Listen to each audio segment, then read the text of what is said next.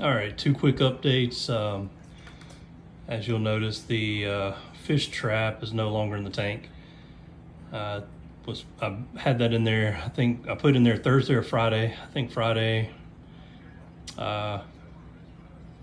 Tried.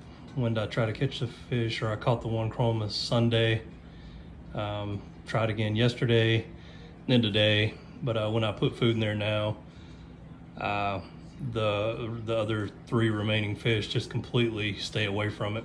So I don't know, if they've wised up to it, or I have no idea. So anyway, I took it out.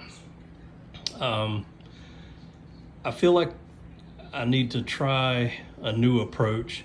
So somebody had commented that one of the best ways to deal with parasitic infections and things is UV sterilizer. I've used UV before. I actually have a small one that I can hang on the tank. I used it to help with dinos at one point. But a lot of people recommend, doing one really rated for more than the tank. So an oversized one when you're dealing with active parasites in the tank. Now to maintain them, of course, you would just go the recommended size, but to deal with a breakout, then there's a few videos out there that talk about getting an oversized UV sterilizer. So I went ahead and ordered one.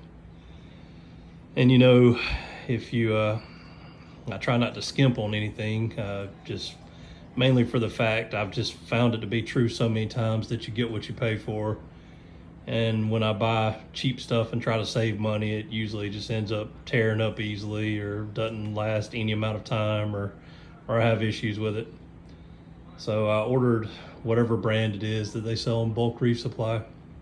So that'll be here, I guess, in about 5 days. So I got for this tank, I got a 25 watt, I think it is. So, they're like $500 for that.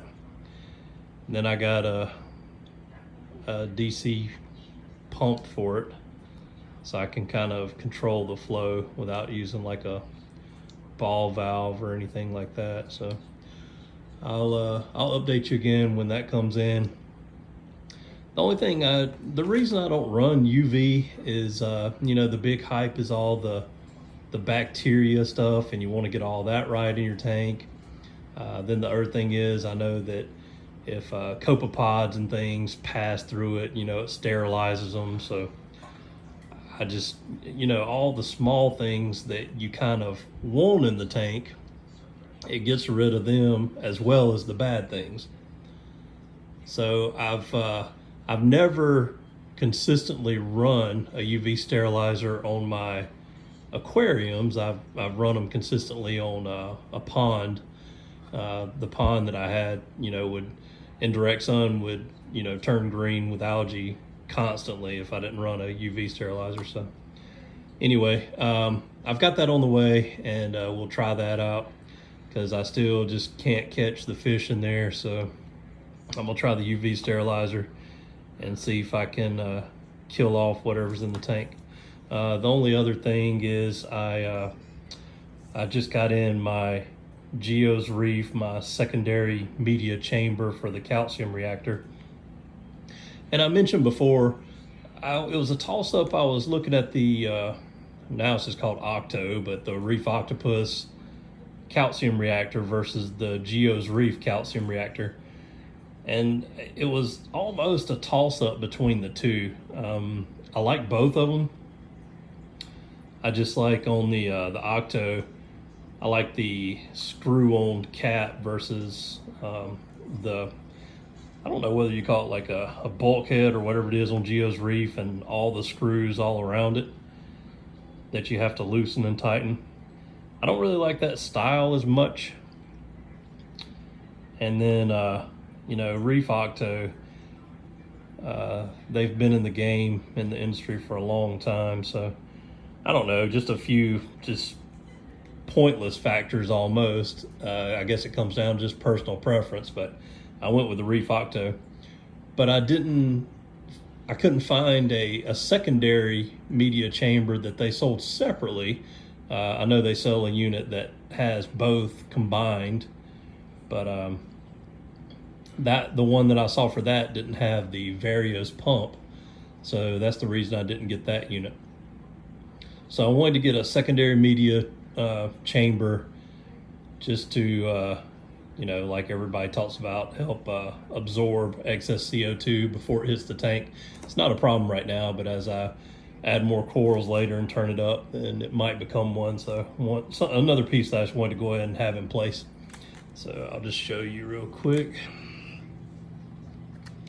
So this is what I got. It's like the, I forgot the model number, but it's the mid-size. So they have one that's smaller than this, then they have one that's larger. It's still got the plastic wrap on it. Just came in a box, a pack, and peanuts. Nothing fancy, just a brown box. But Geo's Reef stuff is very well known.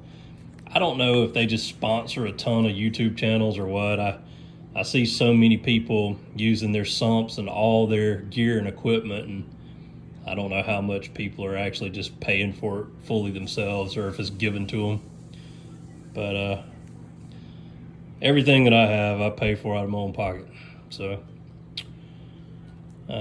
anyway, I got this one because I couldn't really find another option that I liked and wanted, and I figured, I didn't care about having all the screws on the top of it, because a secondary chamber, I've never had a calcium reactor before or had this, but it seems to me like it'll probably take a long time before you have to change the media out of this. So I wasn't overly concerned about getting into it. But anyway, that'll wrap up this video. I'm gonna get the media in this. I'm not sure, I'd ordered some of the Carib Sea media, and I ended up going, and I ordered the Reborn and the Carib Sea media, and I ended up going with the Reborn in the calcium reactor itself, but I still have a bag of Reborn left, and then I have a large container of the Carib Sea media.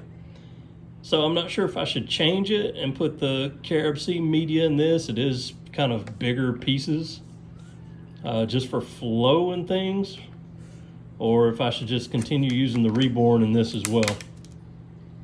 Let me know if anybody has any thoughts or opinions on that, as far as what would be, if there's a better way of doing it, or anything special I need to know about, setting up just the secondary chamber.